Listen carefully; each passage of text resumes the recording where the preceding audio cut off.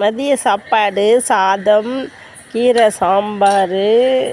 கீரை கொஞ்சம் அதிகமாக இருந்ததுனால சாம்பார் அதிகமாக இருக்குது. அதனால் பார்த்துட்ருக்கேன் எவ்வளோ கீரை இருக்குதுன்னு சொல்லிட்டு. அப்புறம் கொஞ்சம் பருப்பு போட்டு கொஞ்சம் கடைஞ்சிட்டேன்.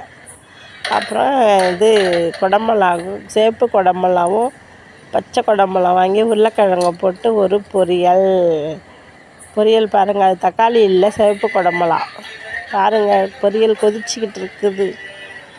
கொதிச்சிட்ருக்கா பார்த்துட்டிங்களா? ரெடி ஆகிடுச்சு.